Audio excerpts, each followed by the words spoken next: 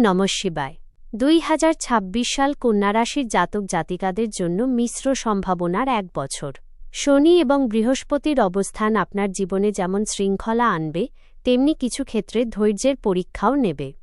আপনার জন্য 2026 সালের সংক্ষিপ্ত রাশিফল নিচে দেওয়া হল। গ্রহের অবস্থান ও প্রভাব।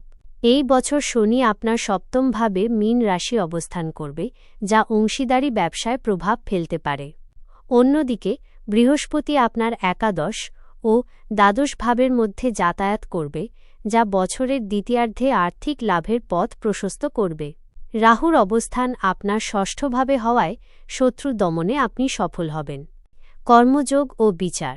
চাকরি, কর্মক্ষেত্রে কাজের চাপ বাড়তে পারে, তবে আপনার বুদ্ধিমত্তার কারণে পদোন্নতির যোগ রয়েছে।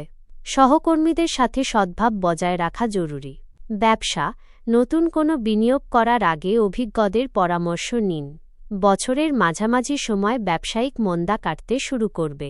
বিচার, যে কোনো আইনি জটিলতা বা বিবাদ থেকে নিজেকে দূরে রাখুন।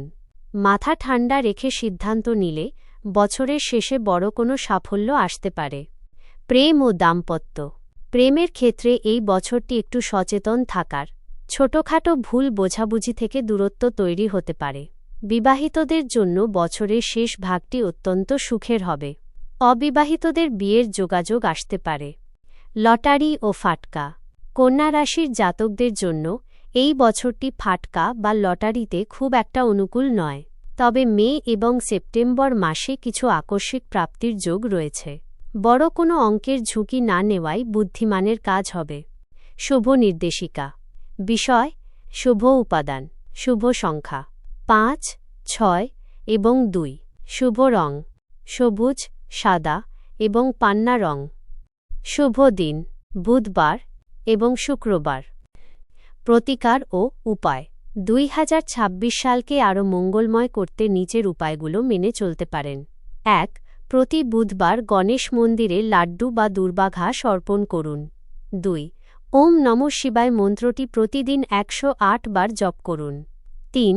অসহায় বা দরিদ্র শিক্ষার্থীদের পড়াশোনার সামগ্রী দান করুন। 4. পাখিদের শস্য দানা খাওয়ান, এতে রাহুর কুপ্রভাব মুক্ত হওয়া যায়। ওম নমঃ শিবায়। আপনার দিনটি এবং আগামীর বছরটি শুভ হোক।